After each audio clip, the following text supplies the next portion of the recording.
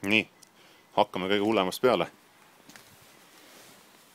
Algas kõik väga väiksest prao lahti kraapimisest, aga koputamine andis märku, et servas on palju lahtist pahtlit.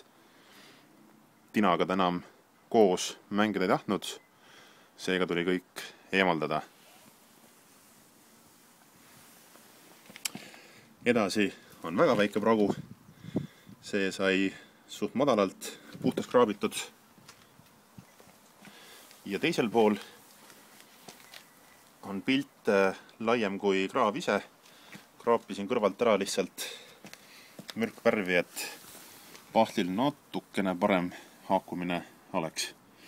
Siin oli mingi pahtli mull, selle eemaldamisel järgi negatiivne mull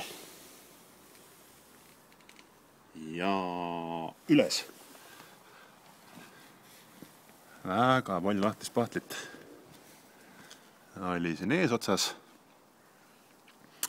See sai, ma ütleks, et korralikult puhastatud. Ja edasi läheb selline kahene pragu ja jätkub edasi.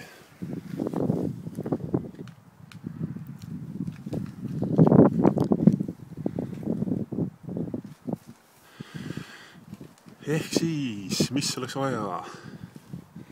Sobivad pahtlit, liivapaberit, 2 suurust mõõtu. Kui on olemas selliste ainete cleaner ja ala selliste sügavike jaoks võib olla ka sika vastavat massi.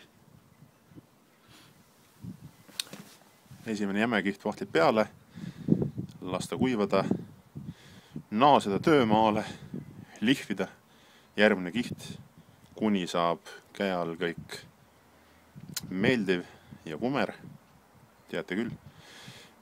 Ja siis kruntida ja siis mürgitada.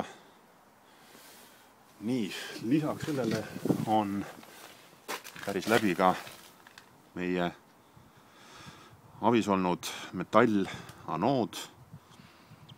Abi oleks vaja, kes teab, mismoodi see käib, see eemaldamine. Näha on siin aukudes küll polte, aga siin pidevad olema mingid nõksud, et kruvi eest kätte saada.